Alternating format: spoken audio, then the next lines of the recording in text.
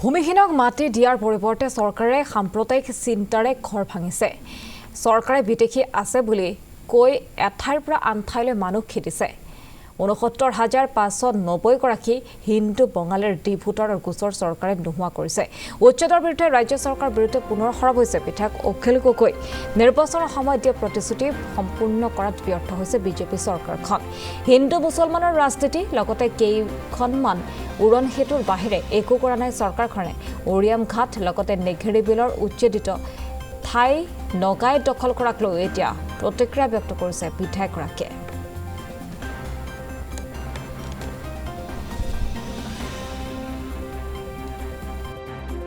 আমি দেখিছোঁ যে অসমত ৬.৫ লাখ মান মানুহ আছে যি ভূমিহীন, বানপানীত পৰা আৰু খিলঞ্জীয়া মানুহ। সেই মানুহবিলাককো ক'তো মাটি দিয়া নাই, মাটি নাই তেওঁলোকৰ। কিন্তু চৰকাৰখনে অকল সাম্প্ৰদায়িক চিন্তাৰে কেৱল মানুহৰ ঘৰ ভাঙিছে। আৰু মানুহৰ ঘৰ ভাঙি যদি সেইসকলক বিদেশী ৰূপে খেদি দিব পাৰিলেহেঁতেন তেতিয়াহ'লেও আকৌ আমাৰ আপত্তি নাছিলে।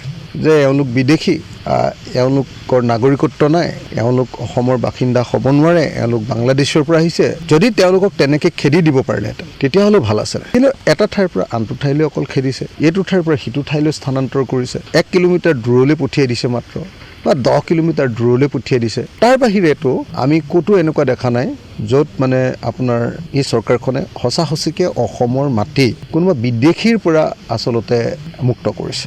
তাৰ বিপৰীতে আমি দেখিবলৈ পাইছোঁ যে ৬৯,৫৯০ গৰাকী মানুহক ইতিমধ্যে আপোনালোকে সকলোৱে জানে যে ভোটাৰত হিন্দু বেংগলী মানুহক তেওঁলোকক বিদেশী বুলি ঘোষণা কৰি দিছিলে।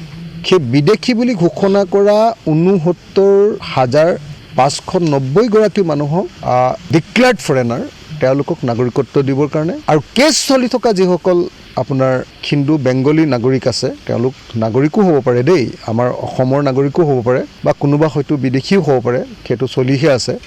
সেইসকলকো আমি দেখিছোঁ যে তেওঁলোকৰ কেছবিলাকো নাইকিয়া কৰি দিলে। চৰকাৰখনে কৰিছে কি? চৰকাৰখনতো ক'তো এনেকুৱা দেখা নাই যে ক'ৰবাত অসমৰ সঁচা সঁচি মানুহৰ সমস্যা এটা সমাধান কৰিবৰ কাৰণে কাম কৰিছে। গতিকে মই ভাবোঁ যে চৰকাৰৰ এনেকুৱা ধ্বংসমূলক কাম, সাম্প্ৰদায়িক কাম, ফেচিবাদী কাম, এই কামবিলাকক লৈ অসমীয়া মানুহে এনেই অকণমান সময়ৰ কাৰণে উত্তেজিত হৈ থাকিব পাৰোঁ, ভাল পাই থাকিব পাৰোঁ। আমুকৰ ঘৰ ভাঙিলে, আমুকক আমুক কৰিলে, কিন্তু তাৰ পৰা অসমৰ মানুহৰ বিশেষ কোনো স্থায়ী উপকাৰ নহয়। আৰু সেইকাৰণে মই অসমৰ মুখ্যমন্ত্ৰী ডাঙৰীয়া তেওঁলোকৰ মূল প্ৰতিশ্ৰুতি আছিলে ২০১৪ চনৰ ১৬ মে' তাৰিখৰ পৰা অসমৰ পৰা বাংলাদেশী বিতৰণ কৰিব। সেই প্ৰতিশ্ৰুতি তেওঁ পূৰণ কৰা দৰকাৰ।